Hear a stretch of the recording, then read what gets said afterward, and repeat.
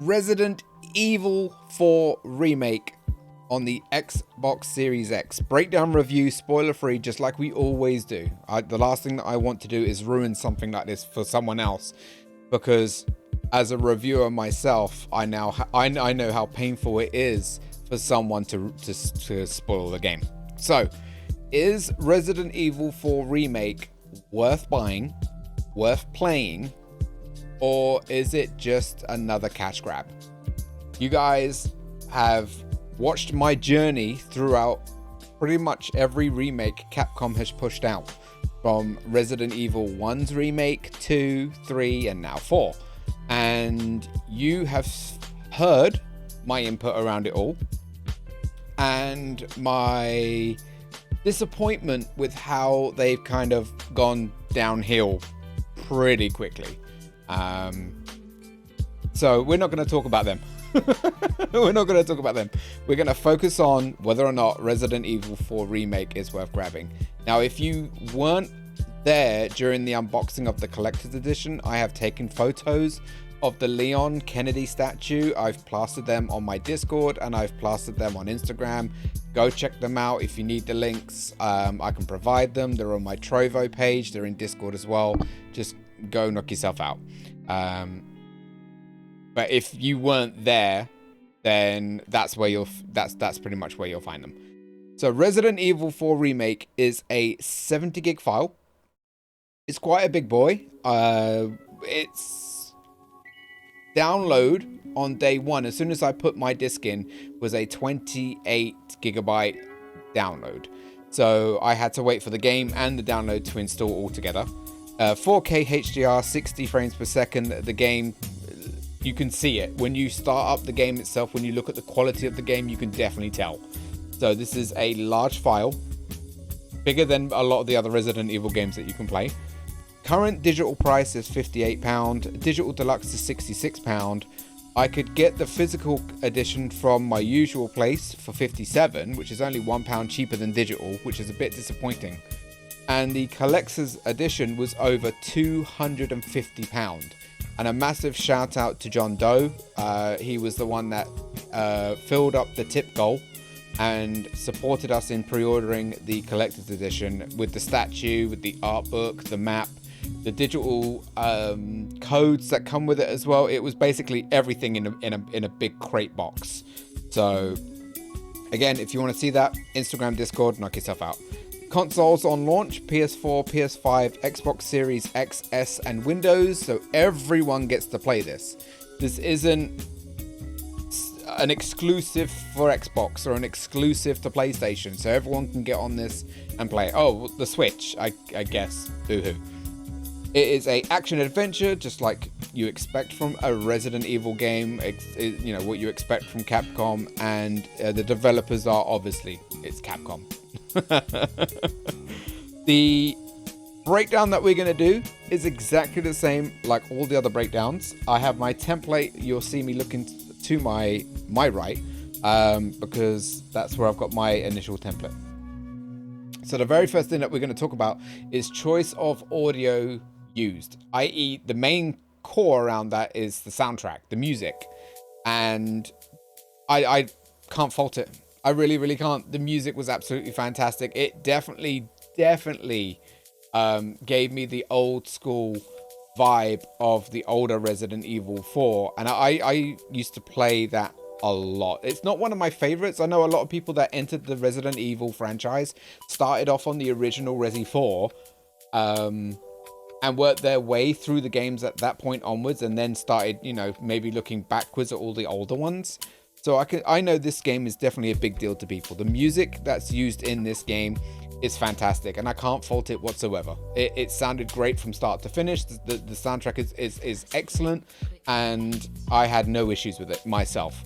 I did have one point at the very beginning of the game where the audio stopped for about 5 seconds. I wasn't quite sure if it was a bug on my end or if it was a bug within the game, but it only happened that one time right at the very beginning, and we never had it throughout the rest of our 3 days of streaming now. 4 days of streaming. So I'm gonna just say it was maybe just a hiccup. If not, it's something that they hopefully can patch by rolling down an update and getting it fixed. The effects within the game, the audio effects, the biggest thing that blew me away is how great the weapons sound in this game. From the handguns to the pump action shotguns to the stinger or the bolt action rifle, even the bolt gun and the rocket launcher sounded great when I used that, and I only got to use it once really because I didn't buy the other one. The Desert Eagle, Magnum, revolver, all of the gun sounds in this game are very, very realistic, very in your face, like you are Leon using those weapons. And I love that. I really, truly love that, because you can see that they put care into that. There are a lot of shooting games out there where the guns sound absolutely pathetic. Like, really pathetic. I'll give you an example. Village, for example. Resident Evil Village. The guns in that game were just... They sounded like PP pellets. The pistol sounded like a joke. In this, the handgun is so good. And it is probably one of my favorite guns in the entire game, purely because of how it looks and sounds. I'm a big handgun person. Voice acting. I'm sorry, but this is where I'm coming at you, Capcom. I'm sorry. I really am. You From start to finish, there were a few characters I did not like the voice acting from at all. I think, and this is not me taking, this is not me being personal towards the voice actors and the voice actresses, but they just weren't fit for the right role. I did not like Ada's voice at all. Not even the slightest. I did not like Krauser's voice. Ramon Salazar, didn't like his voice. And there's another mystery person at the end that makes a reveal that nope.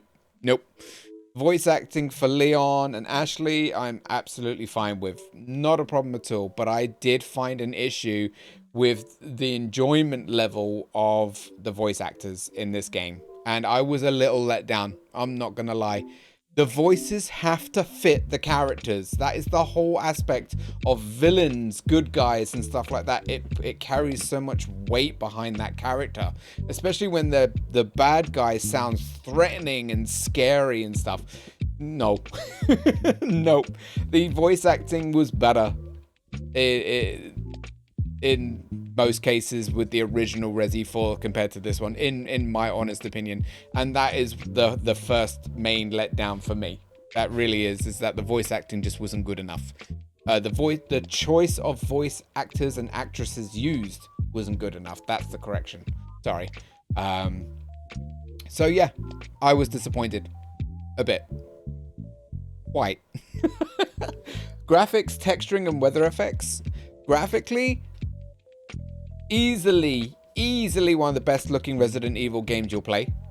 Easily. Not first person like the Village series, where you only see the hand and the gun. This is proper third person. The scenery looks absolutely fantastic. The surrounding areas, the trees, everything. It looked really well done. There were no texture issues, as in missing textures, blurred textures, screen tearing. Didn't have any of that. No problems with that. We did have some invisible walls. We took a couple of sniper shots in the game, and they were blatant point blank shots, and they just didn't hit the enemy. They hit some imaginary wall that was blocking my bullet from penetrating their skull. And I was a bit disappointed with that. You're given a precision gun to shoot enemies, and you're hitting thin air, and the bullet isn't hitting the target. And I don't get it. I really don't. But graphically, this is, like I said, probably one of the best Resident Evil games. The engine that Capcom are using is so good. It really is. It's such a beautiful graphics engine, and I can see them using it more and more. We've already had 3 remakes very close to coming out together, and they're all pretty much using the same engine, just with more improvements in it. So hands down, graphics, the game is stunning. Absolutely beautiful as hell. Texturing and weather effects, we did have a few bits of elemental weather effects, a bit of rain. There wasn't too much, I would say. There wasn't too much, but I had no problem with it. You know, I always love weather effects like rain, thunder, lightning, and snow. It definitely gets me going for sure. But the scenery, the sun, the nighttime, it all looks absolutely fantastic, and I can't fault it. I really can't. Character model designs, I don't think I have an issue with any of it, to be completely honest. I thought Leon looked fantastic. I thought Ashley looked great. The villains and the enemies that you fight, the regenerators, pretty much all the enemies that you would expect to find in this because they were in the original game, they all looked frightening and very well designed. So again, I can't fault it. I can't. I can see that they put the time and effort into making these characters incredibly well designed, and I can't say nothing bad about any of it. I can't. Gameplay and mechanics, it's just like all the rest of the remakes. It's pretty much identical in so many ways. So I don't think I really need to dive deep into the gameplay and the mechanics side, especially if you've already played Resi 2 Remake, Resi 3 Remake, or Resi 3 Nemesis Remake, whatever you want to call it. Third-person action shooter. Leon uses the same inventory system that was also in the original Resident Evil 4, with a big silver briefcase where you can item manage all of your items around. But the button bashing wasn't a thing with this game, and to be completely well, it is, but you can turn it off if you want to, which I freaking love. In the original Resident Evil 4, you had to do a massive amount of button bashing. I mean, A-B, just slamming those buttons down, or the trigger buttons, and you had to do them at certain points. You do get grabbed, and there are moments in which you do need to button press, but you can go into the options and turn that off and have it as just push one button down. And I would highly suggest everyone do that. And the reason for it is because controllers nowadays, they're so expensive and they break so easily. Sitting there and button bashing one of the buttons over and over and over again isn't really as healthy as just holding a button down, in my opinion. So I would definitely change that in the options, in the controller options, if you want. But it's just my little suggestion. Replayability and game difficulty, as it is a review, we always do reviews on normal difficulty. We don't do easy mode and hard mode right off the bat. We just jump in at basic difficulty, and we see whether or not the basic difficulty is either too hard or too easy.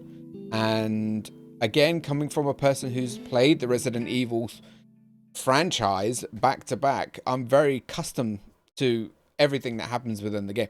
Did I find the game too difficult?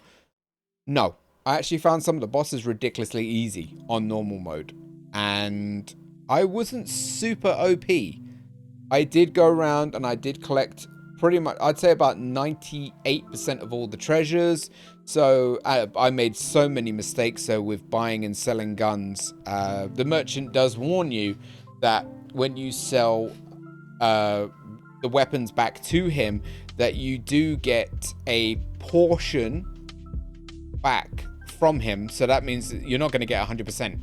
You're probably going to get maybe 75%, maybe 80% of what that gun was actually worth.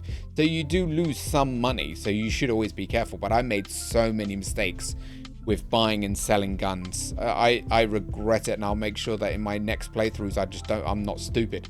And I don't do that. But there is definitely replayability here, because there are unlockables, there are collectibles. So you're going to want to play through all the modes to unlock all the extras. If you're a collection whore like myself and you want to do everything and anything you can get your hands on, you're definitely going to do multiple playthroughs, 100%. I'm already lined up in doing a professional run. It took me 22-ish hours. I don't know if they did or it did include cutscenes into that timer. I'm not 100% sure, but it took me around about 22 hours on a first playthrough.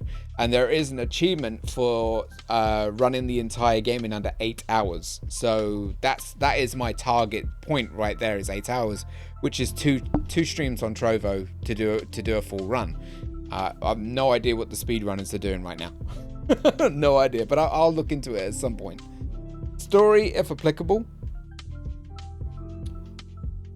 The story runs extremely similar to the original. And that's something that I have to throw major praise at Capcom for doing. Because one thing that killed the Resident Evil Nemesis remake was the fact that it detoured off the story way too much. Way too much. And it wasn't like the original. Resi 2 remake is probably around about 70 to 80% based off the original, with a little bit changed or taken out.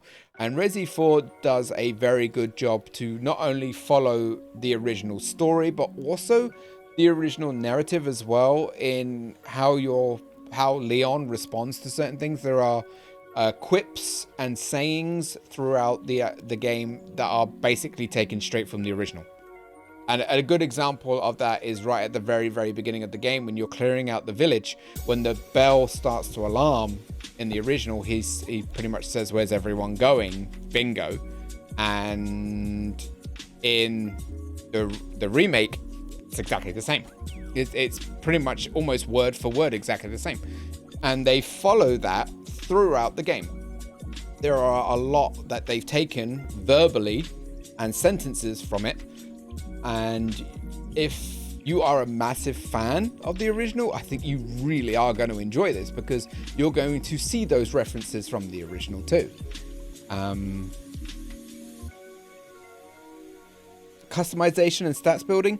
Customization is an option. You can unlock cosmetics for Leon and Ashley through challenges and through completing the game on certain difficulties. You can unlock, for example, costumes, accessories that they can wear, face masks, glasses, hairstyles, or full blown outfit changes as well.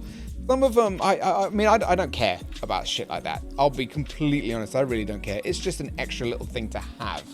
But in terms of, does it affect your game, they're just cosmetics. So they make Leon look better or worse depending on what outfits you're wearing. They also make Ashley look better or worse, again, depending on what accessories or outfits you've paired her up with. It's up to you. But it's something extra, which is something that I do. I always like when they chuck in as much as they possibly can do. There was also an achievement for photo mode. So if you're into dressing them up and taking photos of the characters, then knock yourself out. I'm sure you'll have a blast putting them in loads of funny different poses and yeah, just have fun with it. I'm not going to talk anything about how the story plays out. I mean, again, if you've played the original, you kind of understand where the story's going. It's very similar, but they did take out quite a bit. Some very noticeable areas that were in the original are not in the remake, and I wish they were. If you want my honest opinion, I really do wish they were. So do I review this based on the accuracy of the original, or do I review this based on the game on itself? And I don't think it would be fair for me to review this based off the original, because there are changes that they've made throughout this game, and I don't think that will be as fair. I think I need to review this purely on the product that's in my hands, and that's the angle that I'm going to go with, is what I can see, and that's what I'm going to review. We've already talked about the prices. There are more that I'm obviously going to fill into those categories that we've already gone through, because I do have a lovely book of notes that I've written down as I went along. But the voices are...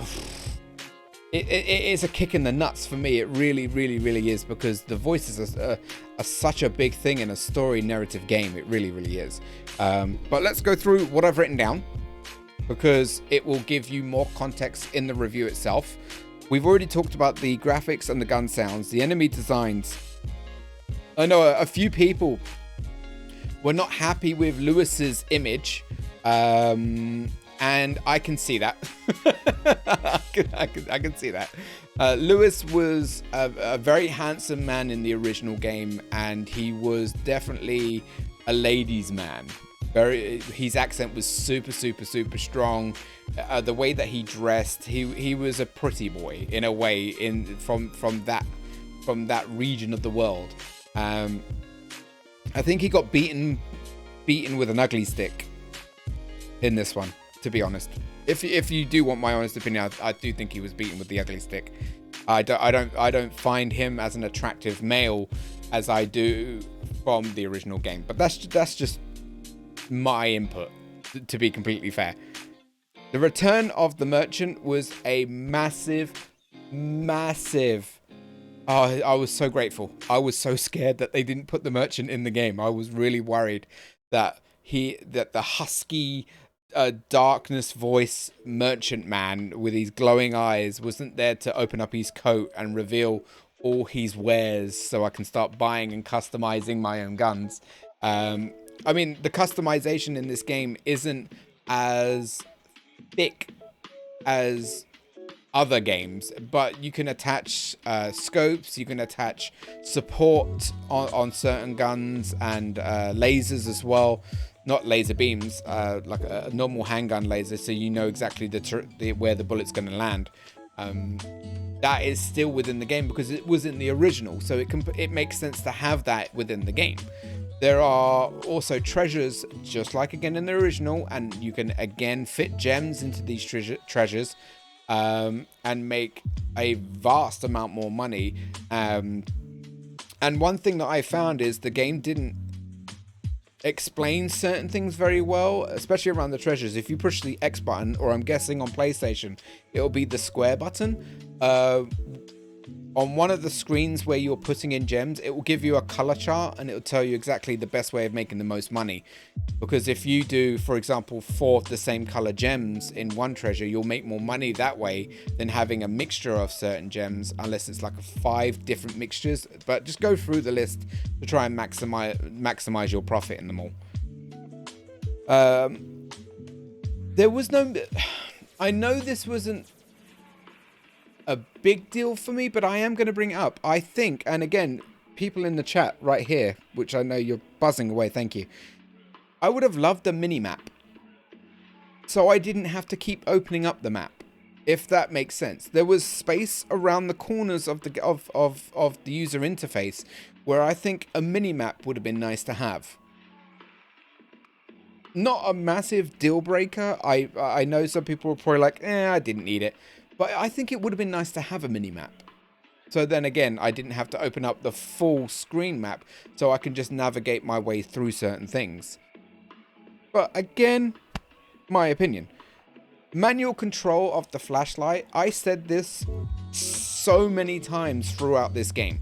I made sure that the brightness level was set as best as I could. But I found that through a lot of the areas of the game that were extremely dark, Leon didn't pull his flashlight out, and it annoyed the shit out of me a lot of the times.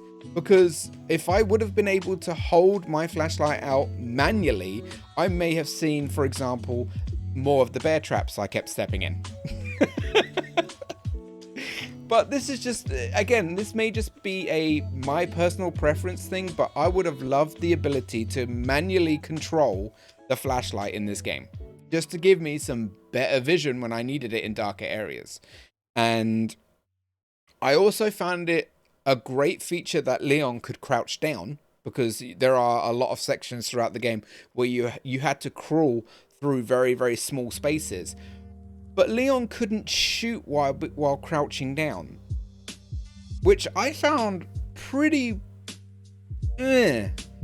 if you want my opinion, it would have been nice to be able to shoot while crouching down and give Leon an accuracy improvement when he does so, because while you're crouching down and you're aiming and shooting, you know, you've got more stability in your shots, so your accuracy should improve by crouching and shooting, in my opinion. Again, some of you might be like, nah, that's stupid.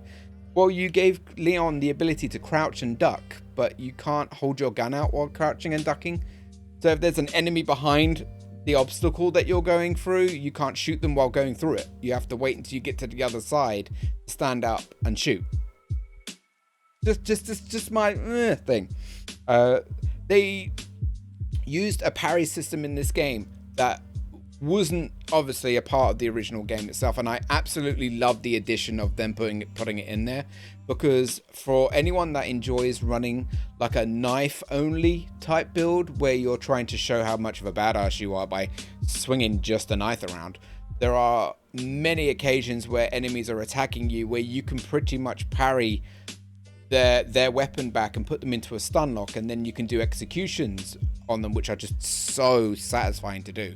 And again, ripped from the original, you see a lot of his backspin kicks, his suplexes, all moves that he's done before, but you see them in a better, they look better and they sound better in the remake.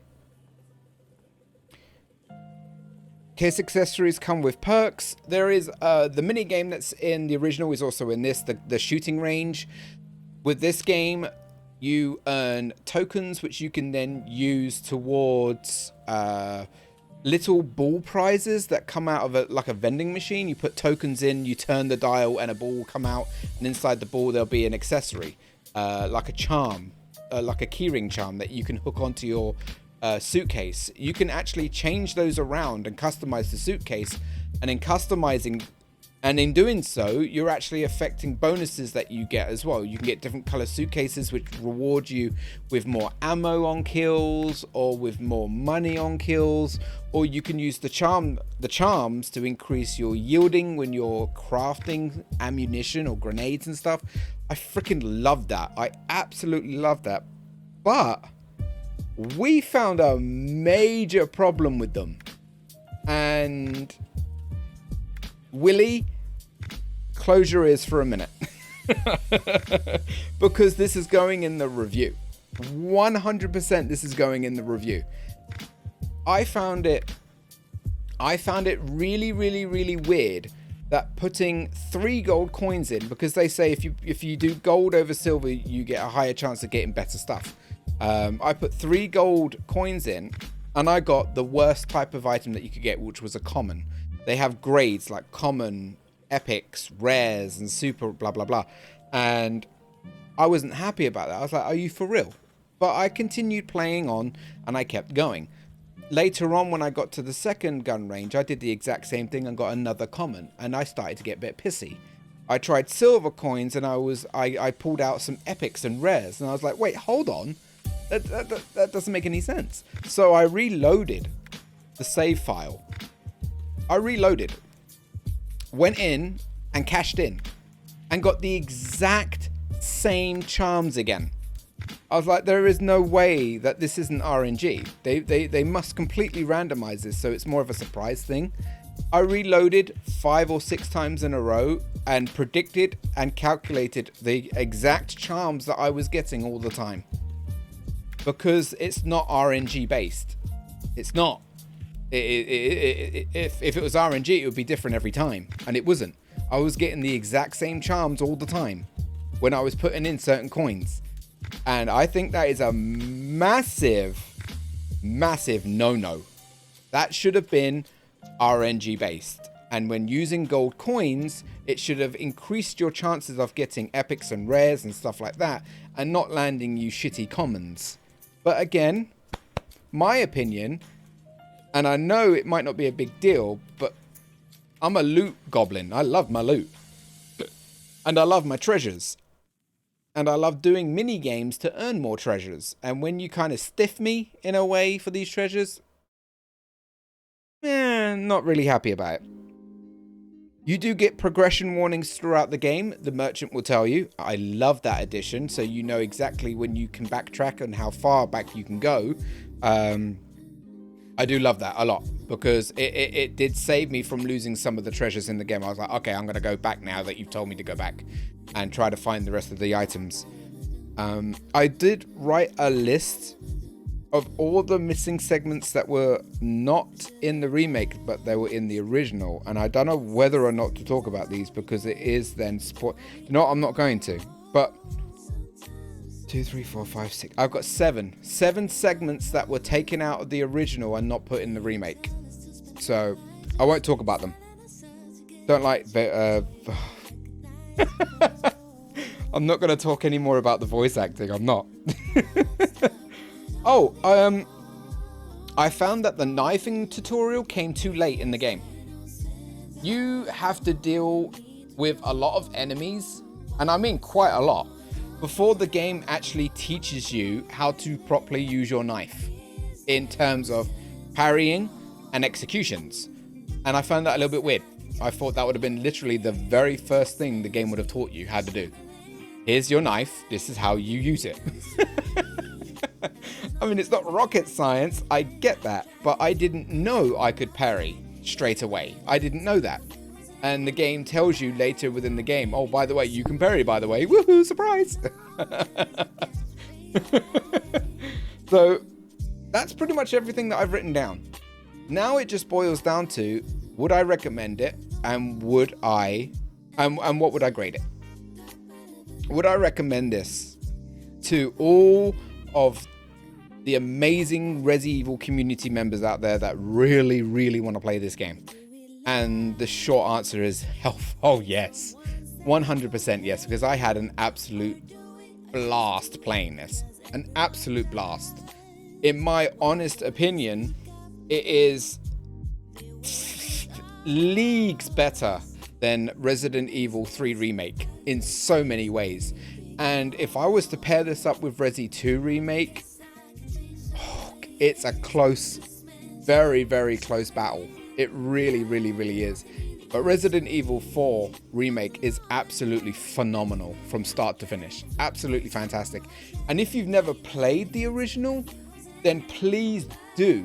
If you've enjoyed this, please go back and play the original that came out. It's a phenomenal game. And again, like I said at the beginning of this review, it's an entry point into the Resi series for a lot of people that I know out there. So now it just boils down to, what would I score it? With all the positives that I've spoken about and with all the negatives that I've also spoken about.